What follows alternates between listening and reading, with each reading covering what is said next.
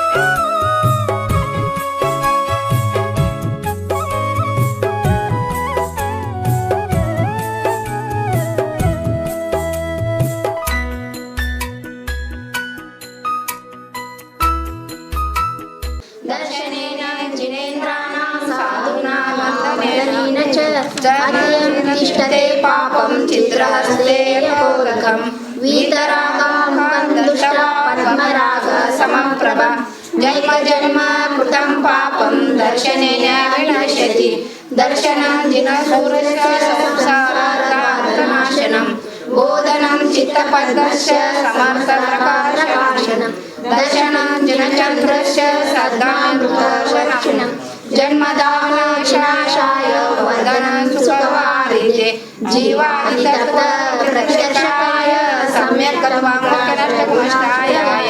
प्रशान्त्रोपायाय दिगम्बराय देवादिदेवाय नमो जिनाय चिदानन्दैकरूपाय जिनाय परमात्मने परमात्मा प्रकाशाय नित्यं सिद्धान्तमे नमः अन्यथा शरणं नास्ति त्वमेव शरणं नमः तस्मात् कारुण्यभावेन रक्षो जिनेश्वर नैत्राता जगत्रे वीतरागा देवो नवो भविष्यति जिनेर्भक्ति जिने सदा मेस्तो भवे जिनधर्म विनिर्मुक्तो महाभुवन चक्रवर्त्यपि सचितोपि दरिद्रोपि जनधर्मनिवासितः जन्म कृतं पापं जन्मकोट्यामुपार्जितं जन्ममृत्यु जरारोगम् अन्यते जिनदर्शनार्थम् अन्यते जिनदर्शन. ಎಲ್ಲರಿಗೂ ಜೈ ಜೈನೇಂದ್ರ. ಜೈ ಜೈನೇಂದ್ರ. ಇವತ್ತು ನಾವು ನೇಮಿನಾಥ ಮತ್ತು ಪಾರ್ಶ್ವನಾಥ ದಿಗಂಬರ ಜೈನ ಮಂದಿರ ದೇವರ ನಿಂಬರಿಗೆಯಲ್ಲಿ ಇದ್ದೀವಿ. ನಮ್ಮ ಶ್ರಾವಕರಾದ ಮಹಾವೀರವರು ನಮ್ಮ ಜೊತೆಗಿದ್ದಾರೆ. ಗುರುಗಳೇ, ಇವತ್ತು ನಿಮ್ಮ ಜೈನ ಸಮಾಜದಲ್ಲಿ ಏನೇನು ಆಚರಣೆಗಳು ಮಾಡ್ತೀವಿ, ಧಾರ್ಮಿಕ ಕಾರ್ಯಕ್ರಮಗಳು ಏನು, ಇದರ ಬಗ್ಗೆ ಒಂದು ಸ್ವಲ್ಪ ಮಾಹಿತಿ ಇರ್ತದೆ. ನಾನು ಮಹಾವೀರ ಅಣ್ಣಪ್ಪ ವನಕುದ್ರೆ. ಜೈನ ಧರ್ಮದಲ್ಲಿ ದಶಲಕ್ಷಣ, ಮಹಾವೀರ ಜಯಂತಿ ಅಥವಾ ದೀಪಾವಳಿ, ಯಜಮಾನರು ಮಹಾವೀರ ಜಯಂತಿ, ಚಾತುರ್ಮಾಸ, ದಶಲಕ್ಷಣ ಪರ್ವ ಇವೆಲ್ಲ ನಾವು ಆಚರಣೆ ಮಾಡ್ಕೊತ ಬಂದಿದ್ದೇವೆ. ಮತ್ತು ದೀಪಾವಳಿ, ನಿರ್ಮಲಾಡು ಮತ್ತು ನಿಮ್ಮದು ಊಟದ್ದು, ಉಪಹಾರದ್ದು ಮತ್ತು ಸಾಯಂಕಾಲ ಸೂರ್ಯಾಸ್ತದ ಒಳಗಡೆ ಮಾಡೋದು ಅದ್ರ ಬಗ್ಗೆ ಒಂದು ಸ್ವಲ್ಪ ಮಾಹಿತಿ.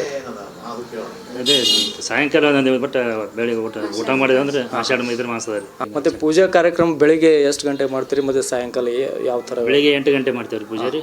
ಸಾಯಂಕಾಲ 6 ಗಂಟೆ ಆರತಿ ಇದೆಲ್ಲ ಮಾಡ್ಕೊತೀವಿ. ಮತ್ತು ಇಡೀ ವರ್ಷ ನಡೆಯುವಂಥ ಧಾರ್ಮಿಕ ಕಾರ್ಯಕ್ರಮಗಳು ಏನೇನು ಮಾಡ್ತೀರಿ? ಅದೇ 9 ದಿನದ ನವರಾತ್ರಿ ರೀ.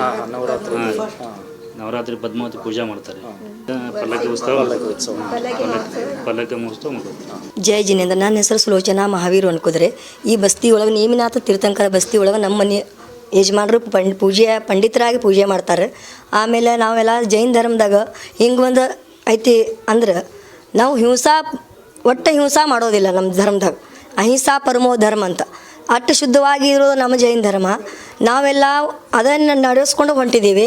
ಆಮೇಲೆ ನಾವು ಚಾತುರ್ಮಾಸ 4 ತಿಂಗಳ ಮಾಡ್ತೀವಿ ರೀ. ಆಮೇಲೆ ನಮ್ಮ ತೀರ್ಥಂಕರ ಬಗ್ಗೆ ಹೇಳಬೇಕಾದ್ರೆ ಮಹಾವೀರ ಸ್ವಾಮಿಗಳು ಅತ್ಯಂತ ಬಾಲ ಬ್ರಹ್ಮಚಾರಿ ಮೋಕ್ಷಕ್ಕೆ ಹೋಗಿದ್ದಾರೆ. ಅವರ ಏನೇನು ಅವರು ಹೇಳಿದ ತತ್ವ ಪ್ರಕಾರ ನಾವೆಲ್ಲ ನಡೆಸ್ಕೊಂಡು ಹೋಗ್ತೇವೆ.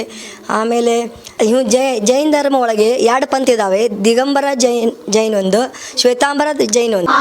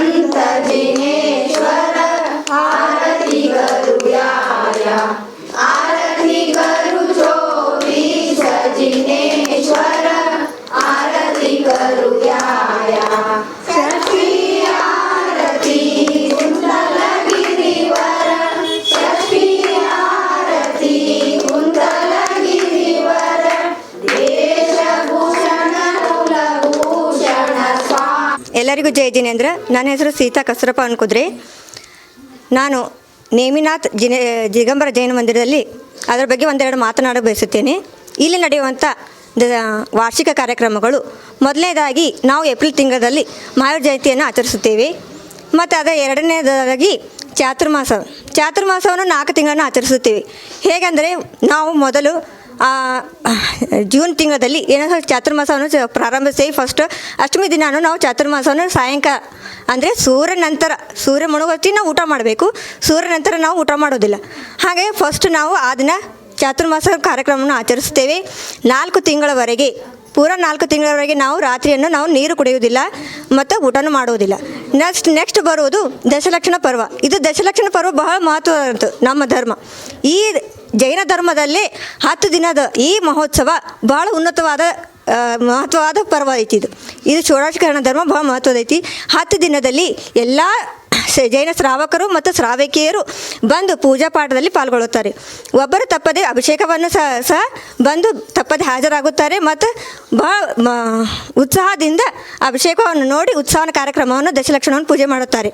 ನೆಕ್ಸ್ಟ್ ಇದರ ನಂತರ ಬರುವುದು ಪಲ್ಲಕ್ಕಿ ಮಹೋತ್ಸವ. ಅಂದರೆ ದಶಲಕ್ಷಣ ಪರ್ವ ಎಂಡ್ ಆಗೋದು ಏನಂದರೆ ಹುಣ್ಣಿಮೆ ದಿನ. ಅನಂತ ಹುಣ್ಣಿಮೆ ದಿನ ಏನು ಮಾಡ್ತಾರೆ, ಪಲ್ಲಕ್ಕಿ ಮಹೋತ್ಸವ. ಪಲ್ಲಕ್ಕಿಯನ್ನು ಹೊತ್ತಿಕೊಂಡು ನಾವು ಪೂರಾ ದೇವರ ನಿಂಬರಿಗೆ ಗ್ರಾಮದಲ್ಲಿ ಕಳಸ ಸಮೇತ ತೆಗೆದುಕೊಂಡು ಹೋಗಿ ನಾವು ಏನು ಮಾಡ್ತೇವೆ ಅಂದರೆ ಪಲ್ಲಕ್ಕಿ ಮಹೋತ್ಸವವನ್ನು ಆಚರಿಸ್ತೀವಿ. ನಂತರ ಬರೋದು ದೀಪಾವಳಿಯಲ್ಲಿ ಅಲ್ಲಿ ಮಹಾವೀರ ನಿರ್ವಾಣ ಲಾಡು ಏರಿಸೋದು.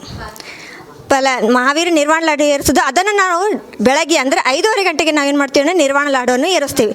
ಇಲ್ಲಿ ಆಸೀನರಾದಂತಹ ನೇಮಿನಾಥ ತೀರ್ಥಂಕರು ನಮ್ಮ ಜೈನ ಧರ್ಮದಲ್ಲಿ ಒಟ್ಟು 24 ತೀರ್ಥಂಕರ.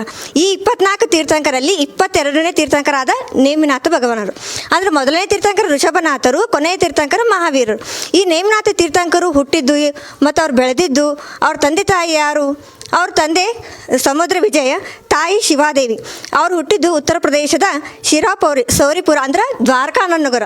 ಮೊದಲು ದ್ವಾರಕಾ ಅಂತ ಕರೀತಿದ್ರು, ಈಗ ಸೌರಿಪುರಿ ಅಂತ ಕರೀತಾ ಇದ್ದಾರೆ.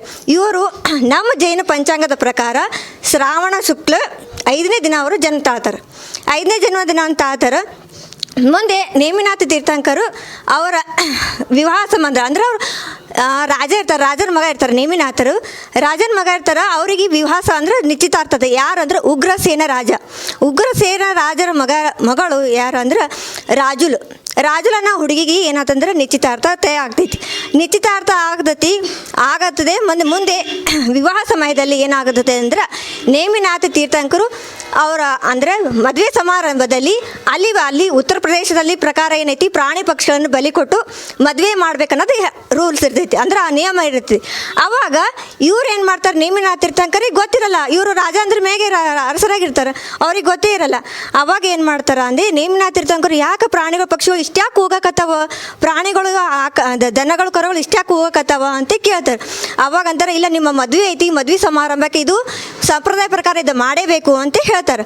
ಅವಾಗ ನೇಮಿನಾಥ ತೀರ್ಥಂಕರು ಏನಂತಾರೆ, ಇಲ್ಲ ಬೇಡ, ಇದು ನನ್ನದಿಂದ ಅನೇಕ ಪ್ರಾಣಿ ಪಕ್ಷಿಗಳು ಬಲಿ ಆಗೋದು ಬೇಡ ಅಂತೇಳಿ ಅದೇ ದಿನ ಏನು ಮಾಡ್ತಾರೆ, ಮದುವೆ ದಿನವೇ ಏನು ಮಾಡ್ತಾರೆ ಅಂದ್ರೆ ಮದುವೆಯನ್ನು ತ್ಯಜಿಸಿ ಅವ್ರು ಏನು ಮಾಡ್ತಾರೆ, ಜುನಾಗಢದಾಗ ಗಿರ್ನಾರ್ದಾಗ ಹೋಗಿರಿಂದ ಅಲ್ಲಿ ಧ್ಯಾನ ಕುಳಿತು ಬಿಡ್ತಾರೆ. ಅವ್ರು ರಾಜುಲನ ಅಂದರೆ ಉಗ್ರಸೇನ ರಾಜನ ಮಗಳು ರಾಜುಲಕ್ಕಿ ಏನು ಮಾಡ್ತಾಳೆ, ಯಾವಾಗ ನೇಮಿನಾಥರು ನನಗೂ ಇದು ಮಾಡಿದ್ರು ಅಂದ್ರೆ ನಾನು ಏನು ಮಾಡಲ್ಲ, ಮದುವೆ ಆಗಂಗಿಲ್ಲ, ನಾನು ಏನು ಮಾಡ್ತೀನಿ, ದೀಕ್ಷಾ ತಗೋತೀನಿ, ನಾನು ಸನ್ಯಾಸಿಯಾಗಿ ಹಿಂಗೆ ಇರ್ತೀನಿ, ನಾನು ಇನ್ನೊಬ್ಬರಿಗೆ ಮದುವೆ ಆಗಂಗಿಲ್ಲ, ನಾನು ಧ್ಯಾನ ಕುಂದಿರ್ತೀನಿ ಅಂತ ಹೇಳಿ ಏನು ಮಾಡ್ತಾಳೆ, ಆಕಿನೂ ರಾಜುಲಿನ ಹುಡುಗಿ ಏನು ಮಾಡ್ತಾಳೆ, ಆಕಿನ ಅವ್ರ ಹಿಂದೆ ಹೋಗಿ ಅಲ್ಲೇ ಧ್ಯಾನಕ್ಕೆ ಕೂತು ಬಿಡ್ತಾಳೆ. ಹೀಗೆ ನೇಮಿನಾಥ ತೀರ್ಥಂಕರು ಬರೀ ಒಂದು ಪ್ರಾಣಿ ಪಕ್ಷಿಗಳನ್ನು ನೋಡಿ, ಅವರು ಕೂಗೋದು ನೋಡಿ, ಅವರು ಅಂದ್ರೆ ಚೀರೋದು ನೋಡಿ ಅವ್ರು ಏನು ಮಾಡಿದ್ರು ಅಂದ್ರೆ ಅವರೆಲ್ಲ ತ್ಯಾಗ ಮಾಡಿ ರಾಜ ಅಂತ ಪದವಿಯನ್ನು ಬಿಟ್ಟಿಕಿರಿಂದ ಅವ್ರು ಏನಾದ್ರು ಗಿರ್ನಾರ್ ಪರ್ವತ ಅಂದ್ರೆ ಜುನಾಗಢದಾಗ ಬರ್ತೈತಿ, ಜುನಾಗಢದಾಗ ಗಿರ್ನಾರ್ ಪರ್ವತದಾಗ ಅವರು ಮೋಕ್ಷಕ್ಕೆ ಹೋದ್ರಲ್ಲಿ.